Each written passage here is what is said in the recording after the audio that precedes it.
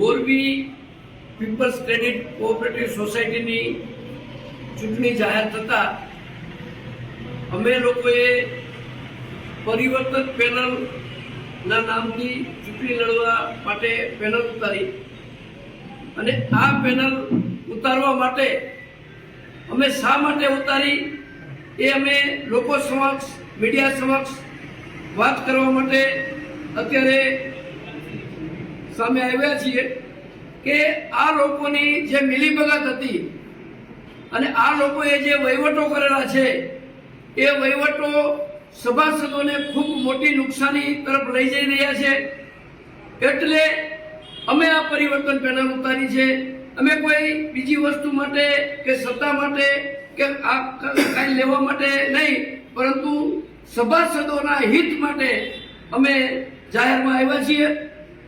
આ લોકોએ શું કર્યું એ જો ખાસ બતાવ્યું તો જે સમિતિ પહેલા હતી એને આ લોકોએ આક્ષેપો કરી અને સસ્પેન્ડ કરાવડાવી અને પોતાની પેનલ ઉતારી અને હવે શા માટે એને પાછા પોતાની અંદર દાખલ કરવા પડ્યા છે?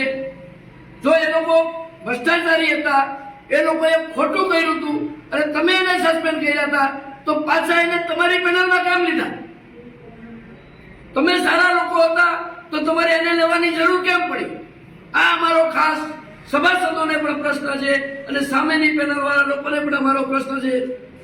બીજી વસ્તુ કે તમે જે 5 વર્ષ વહીવટ કર્યો, આ મંડળી આ પીપલ્સ જ્યારે 72 લાખનો નફો કરતી હતી અને તમે જે વહીવટ હાથમાં લીધો અને તમે વહીવટ કરતા કરતા છેલ્લા ઓડિટ રિપોર્ટના આંકડા મુજબ તમે 27 લાખ નો નફો દેખાડ્યો છે.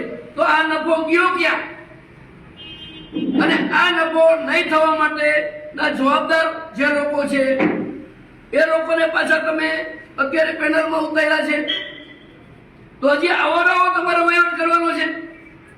ભ્રષ્ટાચારીઓને તમે સાથે લ્યો છો, જેને વહીવટ કરી અને મંડળીને ખાડા તરફ લઈ જઈ રહ્યા છે એવા લોકોને તમે સાથે લ્યો છો. તો અમે આને રોકવા માટે અમે પરિવર્તન પેનલ તરીકે જાહેરમાં આવ્યા છીએ. જે લોકોને કલમ 81 હેઠળ તમે સસ્પેન્ડ કરાવેલા છે, જે ખરેખર તો ચૂંટણી લડી ના શકે, પરંતુ તમે લોકોએ એની સામેના કેસો પાછા ખેંચ્યા છે.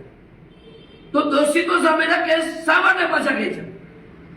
તમે જો ખરાબ લોકો હતા, તમે એની સામે લડી અને એને સસ્પેન્ડ કરાવ્યા અને તમે જ એના સામેના કેસો પાછા ખેંચ્યા, તો આવું શા માટે કરવામાં આવે છે? આ મંડળીને તમે ક્યાં લઈ જવા માંગો છો? એ મારો પ્રશ્ન છે. પોતાની પેનલની વિરુદ્ધમાં કોઈ લોકો ફોર્મ ઉપાડે અને ચૂંટણી લડવાની તૈયારી કરે, તરત એને ફોર્મ કરવામાં આવે છે, એને દબાવવામાં આવે છે, એને ના પાડવામાં આવે છે. તો શા માટે આટલી બધી સત્તા લાલસા શા માટે છે? આ મંડળીમાં તમારે એવું શું લેવાનું છે? આ ક્રેડિટ સોસાયટીમાંથી એવું તો શું લઈ લેવાનું છે? તમે બીજા લોકો લડે નહીં એવો તમે પ્રયત્ન કરો છો. આ પણ મારો એક પ્રશ્ન છે લોકોને. બીજું કે અમે જે પેનલ ઉતારી હતી, અમારા જે ઉમેદવારો હતા એમાંથી ઘણા બધાના ફોર્મ ખોટી રીતે રિજેક્ટ કરવામાં આવ્યા છે. સુલભ કારણોસર તમે એના ફોર્મ રિજેક્ટ કરો છો. તમે ફોર્મ સારું મૂકતા નથી, વ્યવસ્થિત એમાં કોઈ સ્પષ્ટતા રાખતા નથી. જે ખરેખર મંડળી માટે જે ફોર્મનો નમૂનો છે એ નમૂનાની જગ્યાએ તમે તમારો પોતાનો નમૂનો જાહેર કરી અને લોકો પાસે ફોર્મ ભરાવડાવો છો અને પછી એ ફોર્મ રિજેક્ટ કરાવડાવો છો. આ પણ એટલા માટે કે બીજા કોઈ તમારી સામે ના આવે. તો આ પણ અમારો પ્રશ્ન છે કે તમે આવું કાર્ય શા માટે કરો છો? આ મંડળીમાંથી તમારે શું એવું લેવાનું છે કે તમે આ લોકોને ફોર્મ રિજેક્ટ કરાવડાવ્યા છે? આવી નાની એવી સંસ્થાની અંદર તમારે તમારું શાસન રાખવા માટે આટલા બધા ધમપછાડા કરે છે. એવું શું કારણ છે કે પોતાનું શાસન ટકાવી રાખવા માટે આ મંડળીની અંદર એ લોકો કરીએ? તમે લોકોએ છેલ્લે જે સભાસદોને ભેટ આપી, એક ટુવાલ ભેટ આપ્યો શું તમારે આગળ ઉપર જઈ અને નેપકિન ભેટ આપવું એવો વહીવટ કરવા માટે તમે આમાં આવવા માંગો છો?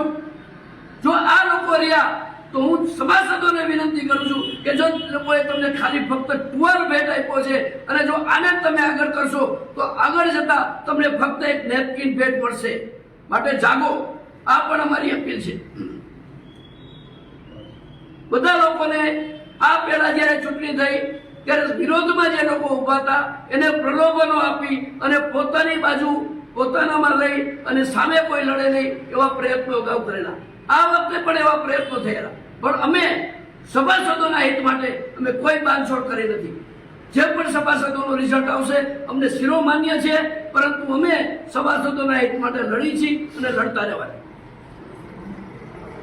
આ વહીવટ આપણે જોયો, આવો વહીવટ જે આ લોકોએ અત્યાર સુધી કર્યો છે.